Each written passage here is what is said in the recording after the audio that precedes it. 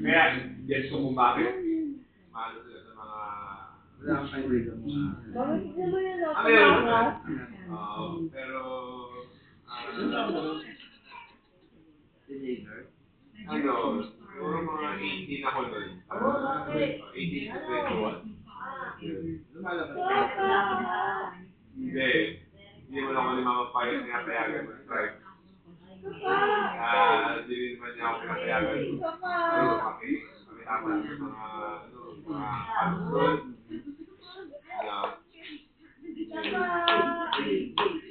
Kaya ano na talaga. Kami, lumalabas na kami. Kami nilimalabas na kami. Malls doon. Kahit sa labas. Pero other than that, bahay lang. Before. Oh.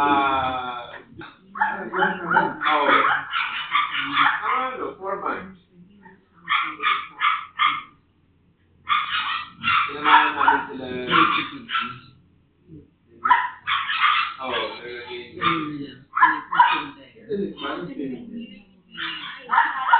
lahat. Dorothy pinaka-talent din.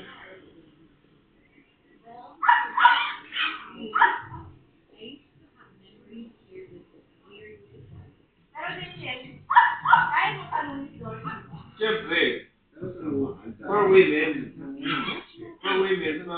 mabilis siya. Kahit sa US.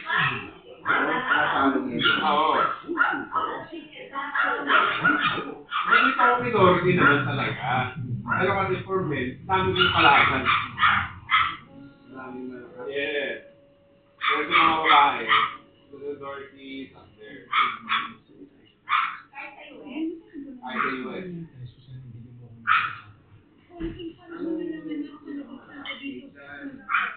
US usually.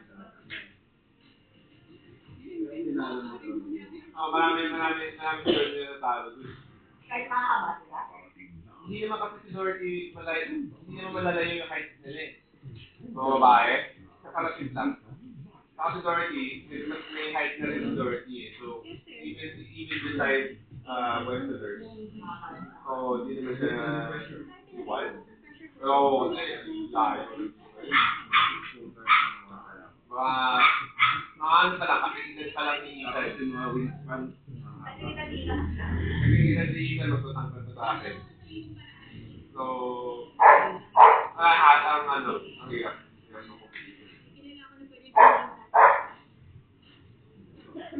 Yung training, malaki na mga long arms, height, parang basketball.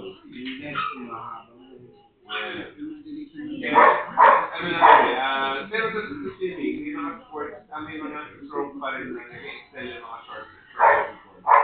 For example, breaststroke, saka backstroke.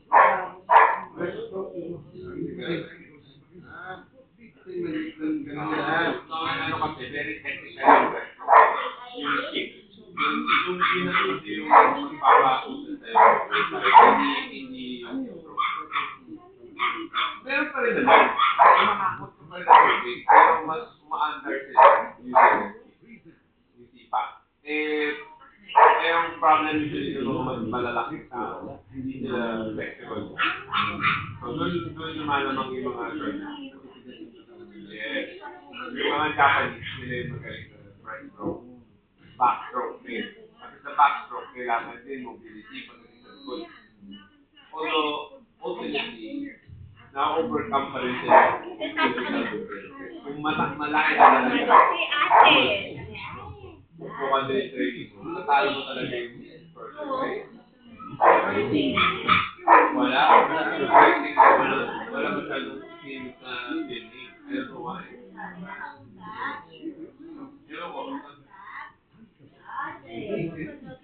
Tingin ko yung athletic people lang. Pero sa swimming, for some reason, wala masyado. Hindi naman siguro hindi. Ewan ko, hindi mahilig sa tubig yung mga may swimming.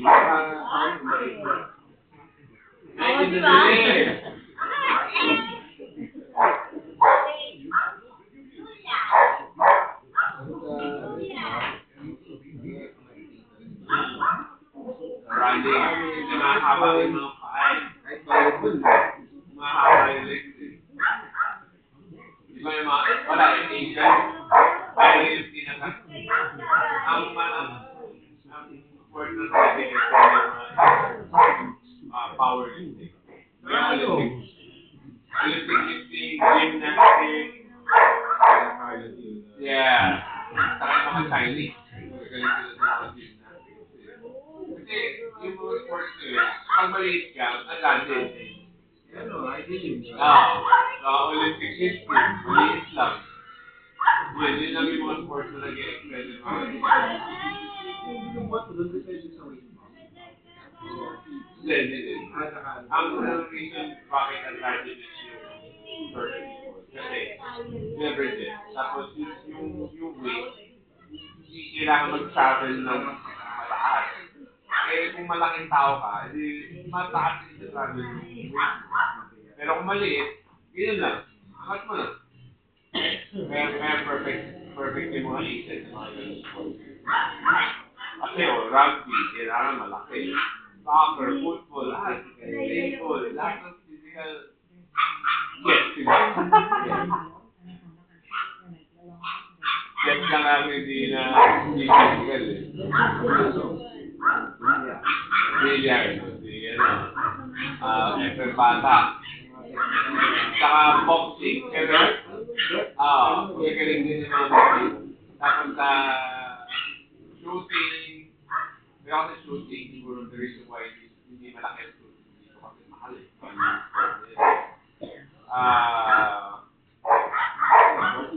Boxing, the weight class. Yeah, so featherweight, lightweight. Pero galing yung ginawa ni Pacquiao. 8 division. So ano yun? Ano yung pinakamagaan? Lightweight. Bantamweight. Hanggang saan ba siya umabot? Middleweight. Grabe. Malaki. Hindi niya na-knockout siya, di ba? Yun yung problem eh. Habang bumibigat yung weight, mahirap na maka-knockout. Tapos siya maliit lang. Oo. Maganda rin nanay niya. Parang siya pag kumanda.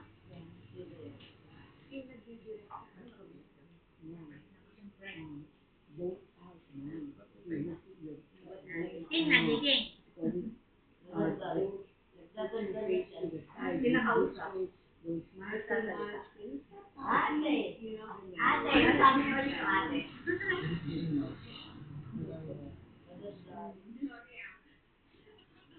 Ang dami na muli.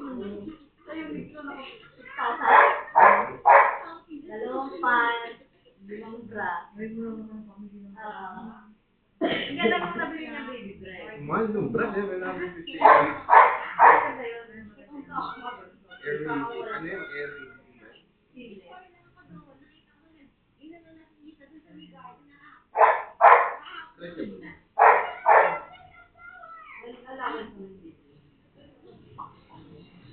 Ay.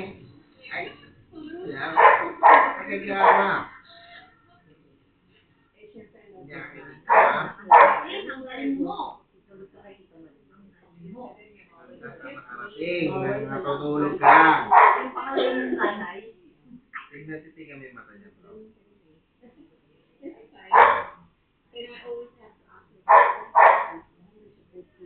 Paano ang nanay mo? Ang pagaling. It's so funny because Sabi ng nanay. ganun pa rin ang mga Mama, yung dito ako na pauwi dito na bubuga.